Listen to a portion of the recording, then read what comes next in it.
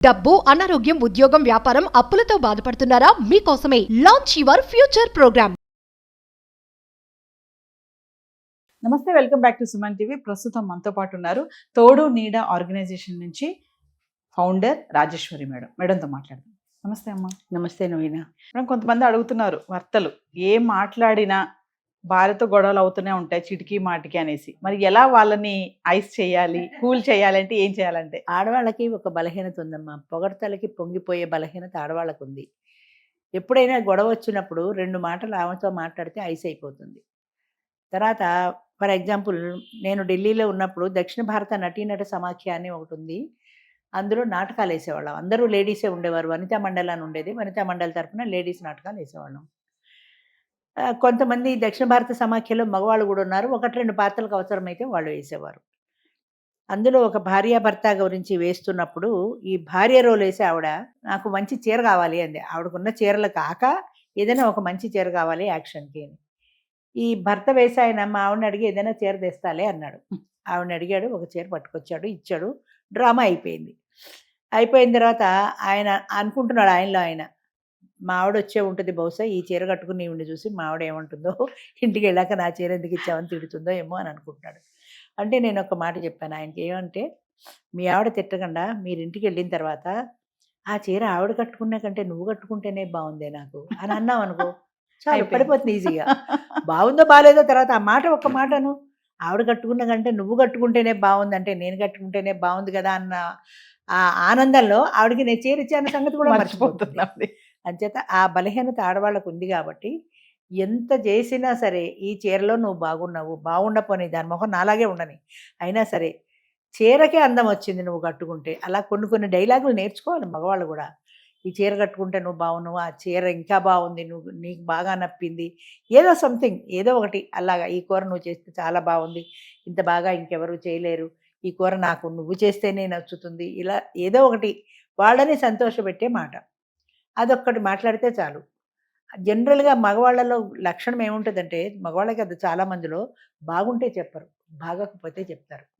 Sugar తక్కువైంది కాఫీలో, బాగున్నప్పుడు కాఫీ బాగుందని చెప్పావా? చెప్పలేదు. ఈ కూరలో ఉప్పు ఎక్కువైంది, ఉప్పు ఎక్కువైనాడు చెప్పావు, కానీ ఉప్పు సరిపోయినాడు, ఈ సమంగా ఉంది, కరెక్ట్గా ఉంది, బాగుంది అని చెప్పావా? చెప్పలేదు. అంటే తప్పు ఎనడంలో ఉండే ఆనందం మిగతా వాటిలో ఉండదు. బాగున్నప్పుడు బాగుందని చెప్తే ఆవిడ సంతోషిస్తుంది. నీకు నష్టం, పెట్టుబడి దండగా ఏం లేదు కదా, ఒక నోటి మాటే కదా. ఆవిడ ఏదో జోక్ చెప్తారు, పెసరపప్పు పచ్చడి చేసిందిట, చాలా బాగుంది అన్నాడు మొగుడు. 10 రోజులు దాటి మళ్ళీ 10వ రోజు కంపు కొడుతుంది. ఇదే పచ్చడి అంటే, మీరే కదా 10 రోజుల కింద బాగుందన్నారు దాచి మళ్ళీ వేశారు. అలాగా అది ఏది చెప్తే ఆవిడ మనసు సంతోషిస్తుంది అని 2-3 టెక్నిక్స్ పెట్టుకుంటే పదే ఎక్కువసార్లు ఉపయోగించినా పర్వాలేదు. ఈ చీర బాగుంది, ఏ చీర కట్టుకున్నా అన్న బాగాలేదబ్బా, ఈ చీర మా ఆయనకి ఎంత ఇష్టమో అనుకుంటుంది. అలాగే ఈ కూర నువ్వు చాలా బాగా వండావన్నప్పుడు, ఆహా నేనే చాలా బాగా వండుతాను అనిపిస్తుంది. అలాగే 2-3 టెక్నిక్స్ నేర్చుకొని ఆడవాళ్ళని ఐస్ చేయడానికి మార్గాలవి. ప్రతి విషయంలోనూ కాకపోవచ్చు, కొన్ని విషయాల్లో వాళ్ళు ఏదైనా కోపంగా ఉన్నప్పుడు, నువ్వు కోపంగా ఉంటే భలే ఉన్నావు సార్, ఎర్రగా నీ మొహం కందిపోయింది చూసావా, కోపం మార్చిపోయి నవ్వు వచ్చేస్తుంది ఆవిడకి. అంచేత కొన్ని టెక్నిక్స్ మగవాళ్ళు కూడా నేర్చుకోవాలి. బాగున్నది బాగుందని చెప్పగలిగే విచక్షణ ఉండాలి ముఖ్యంగా. బాగా లేనిది చెప్పడం కాదు, దరిద్రంగా ఉంది ఈ చీర, అరే బదులు బాగున్నప్పుడు పోనీ ఈ చీర బాగుందని అన్నావా, అప్పుడు అనవు ఈ చీర దరిద్రంగా ఉందని మాత్రం అంటావు. అంచేత బలహీనతలే కదా బలాలు కూడా ఉంటాయి. బాగున్నది బాగుంది అని నిర్మమాటంగా చెప్పడం నేర్చుకున్నప్పుడు, బాగలేదని చెప్పినా పట్టించుకోదు ఆవిడ. లేదు బాగుంది ఎప్పుడు చెప్పకుండా ఇదే చెప్పానుకో, నీకు ఏ చీర నచ్చింది కనుక ఎప్పుడు ఏది కట్టుకున్నా ఏదో వంక పెడతావు అని అక్కడి నుంచి తిట్ల దండకం మొదలవుతుంది. అక్కడి నుంచి ఇద్దరికి చట్పట్ అవుతుంది. అందుకని కొన్ని టెక్నిక్స్ మగవాళ్ళు కూడా నేర్చుకోవాలి. అలా నేర్చుకోరు, కానీ నేర్చుకుంటే సంసారం స్ట్రాంగ్గా నిలబడుతుంది. అది చిటికీ మాటికి ఇప్పుడు భార్య కాదు మేడం, భర్త కూడా, ఇద్దరు వైఫ్ అండ్ హస్బెండ్ ఇద్దరు కూడా ఒకళ్ళు చూడండి బాగా కొట్టుకుంటా ఉంటారు, అస్తమాటు గొడవలు అవుతా ఉంటాయి. ఇమీడియట్ గా వాళ్ళు కాంప్రమైజ్ అయ్యి మళ్ళీ గెయిన్ చేసుకుంటా ఉంటారు. హ్యాపీగా ఉండాలంటే ఏమైనా టిప్స్ ఉన్నాయా కపుల్స్? ఆ టిప్స్ నాకు తెలిస్తే నా ఫ్యామిలీలోనే పెడుతుంది కదా, మా ఇంట్లో గొడవ లేకుండా.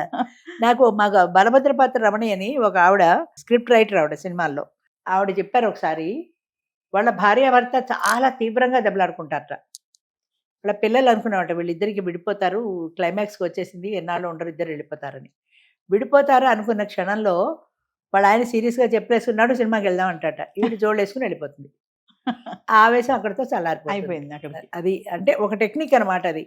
ఎంత కోపంతో అయినా కొట్టుకో, నువ్వు సినిమాకో, షికార్కో, హోటల్కో, డిన్నర్కో తీసుకెళ్ళి మర్చిపోతారు అది. అంతే. అయితే అది తీసుకెళ్ళాలని అనిపించదు ఈ కోపంలో. నేను ఎందుకు తీసుకెళ్ళాలి దాన్ని, నేను ఎందుకు సినిమాకి తీసుకెళ్ళాలి, నేను ఎందుకు డిన్నర్కి తీసుకెళ్ళాలి అనిపిస్తుంది. అది ఒక టెక్నిక్గా అనుకుని వెళ్ళినప్పుడు మర్చిపోతారు. అంచేత అలాంటి టెక్నిక్స్ కొన్ని మగవాళ్ళు కూడా నేర్చుకోవాలి.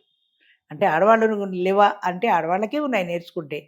అలాగే మగవాళ్ళు నేర్చుకున్నప్పుడు ఎక్కువ మగవాళ్ళకే ఎందుకు చెప్తున్నామంటే, ఆడదాన్ని ఇంప్రెస్ చేయాల్సిన పరిస్థితి మగవాడికి వస్తుంది కాబట్టి, వాళ్ళని ఇంప్రెస్ చేయాలి కాబట్టి మీరు ఇలా పాటిస్తే, ఈ ఈ టెక్నిక్స్ పాటిస్తే మీరు తొందరగా ఈ ఈ గొడవల్లోంచి బయటపడతారు. సో ఏదేమైనా భార్యలుని పొగడాలంటారు, పొగిడి ఐస్ చేయాలని చెప్తున్నారు. తప్పనిసరిగా పొగడతలు పడిపోతారు. పడిపోయే బలహీనత నయం కదా. ఒక బలహీనత అనేది ఉంది వాళ్ళకి. నువ్వు నీ వైపుకి లాక్కోవడానికి ఒక బలహీనత ఉంది.